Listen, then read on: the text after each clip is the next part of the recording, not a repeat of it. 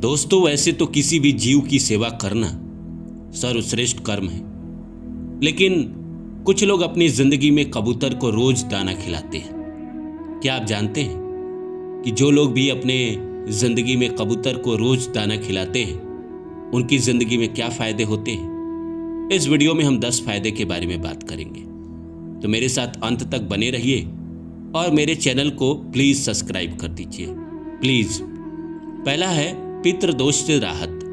कबूतर को दाना डालना पितरों को तृप्त करता है, जिससे पितृदोष के प्रभाव कम होते हैं। पितृदोष क्या है कि हमारे पूर्वज के कोई भी इंसान हो जो इस संसार में अब नहीं रहे, मतलब हमारे परिवार के, चाहे हमारे दादा हो, चाहे दादी हो, चाहे हमारे परदादा हो या उनके दादा हो या उनके परिवार के लोग हो, जो अभी संसार में नहीं रहे हो और किसी की आत्मा तृप्त नहीं हुई हो, किसी का अंतिम संस्कार अच्छे से नहीं हुआ हो, तो उनकी कहीं ना कहीं ब्लेसिंग नहीं मिल पाती है हमें। लेकिन अगर कबूतर को दाना खिलाते हैं तो हमारे पितृ प्रसन्न होते हैं और उनकी ब्लेसिंग मिलती है, और पितरों की ब्लेसिंग जिस इंसान को मिलती है वो जिंदगी में कई गुना ज़्यादा तरक्की करते हैं। दूसरा है घर में शांति और सुकून।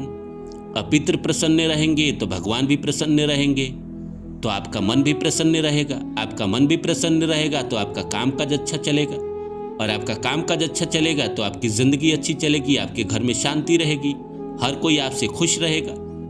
तो कहीं ना कहीं ये फायदे होते हैं। तीसरा है आर्थिक समस्याओं में कमी।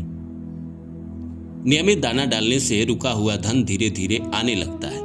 कई बार ऐसा होता है कि हमारा धन कहीं फंस जाता है, आता ही नहीं है। हम बहुत कोशिश करते हैं, बहुत प्रयत्न करते हैं, पर आता नहीं है। लेकिन जो इंसान कहीं ना कहीं कबूतरों को रोज दाना खिलाता है, मंदिर जाते हुए वहाँ कबूतर आते हैं, खासकर किसी भी मंदिर के आसपास, तो वहाँ दाना बिकता है, वहीं से खरीद लिया 100-50 रुपये का और बैठकर कबूतरों को दाना देता है।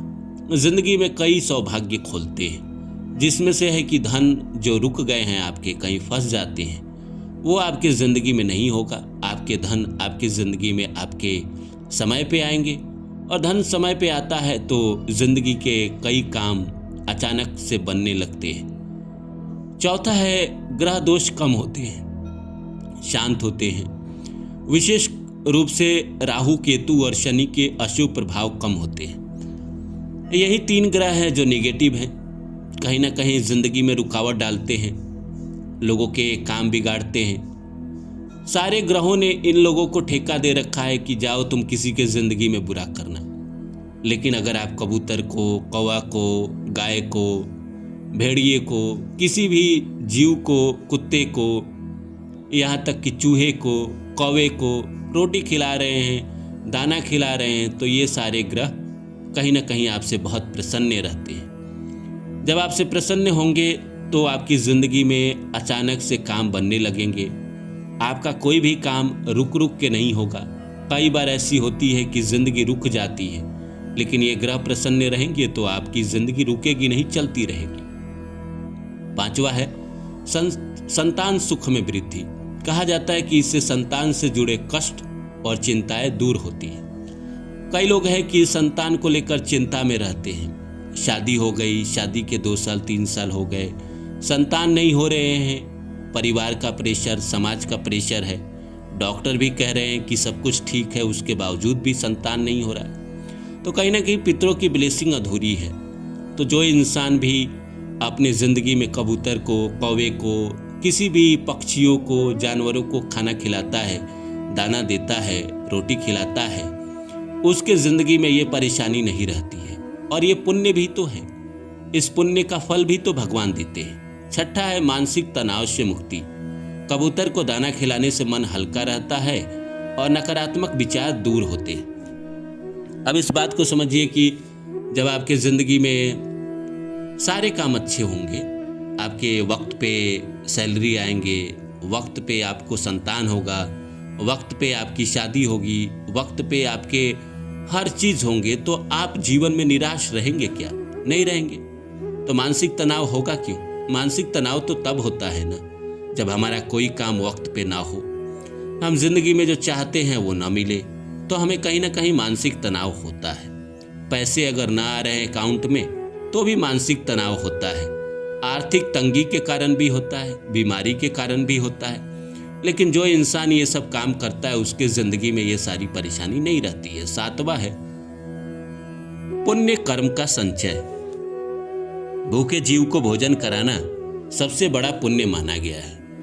अब देखिए, जैसे आप इस बात को समझिए कि आप भूखे हैं और कोई इंसान आपको भोजन कराता है तो कितनी तृप्ति मिलती है, बहुत ज़्यादा मिलती है। उसी तरह अगर भूखे जीव को भोजन आप करा रहे हैं तो कहीं ना कहीं आप पुण्य ही तो कर रहे हैं और आपके पुण्य कर्म संचय तो होंगे ही।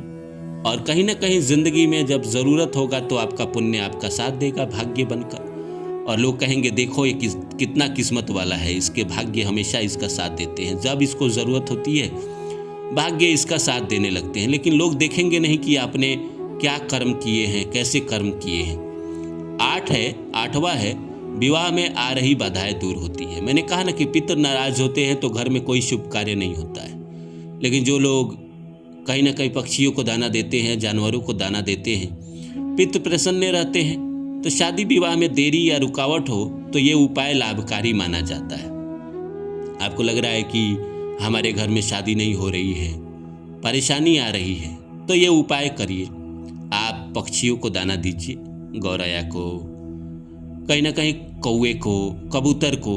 तो आपके जो शादी में परेशानी चली आ रही है वो धीरे धीरे करके ख़त्म हो जाएगी और शादी समय पे हो जाएगी और अच्छी लड़की से भी शादी होगी या अच्छे लड़के से शादी होगी। 9वां है भाग्य का साथ मिलने लगता है। देखिए, भाग्य हर इंसान चाहता है इस दुनिया में उसका साथ दे, लेकिन हर इंसान का तो देता नहीं है। क्यों नहीं देता है? वहीं कुछ लोगों का भाग्य साथ देता है। वो इसीलिए देता है कि ऐसे इंसान लोगों की सेवा करते हैं, जीवों की सेवा करते हैं, हमेशा तत्पर रहते हैं अच्छे कर्म करने के लिए। तो भगवान भी उनके साथ हमेशा अच्छा करते हैं। अचानक अच्छे अवसर मिलने लगते हैं और बिगड़े काम बनने लगते हैं। जब आप पुण्य जमा करते हैं तो आपके सारे काम तो बनने लगते हैं। नई अपॉर्चुनिटी मिलने लगती है, जिससे ज़िंदगी में कहीं ना कहीं आपके तनाव कम रहते हैं, सारे काम वक्त पे होने लगते हैं, मन प्रसन्न रहता है, बीमारी नहीं होती है।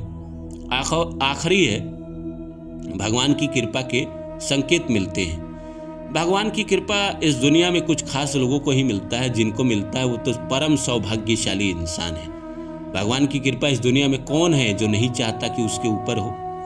भगवान की कृपा जिसके ऊपर होती है और भगवान जब उसको देते हैं तो छप्पड़ फाड़ के देते हैं। ये सेवा भगवान की प्रसन्नता का कारण बनती है और जीवन में शुभ संकेत दिखने लगते हैं।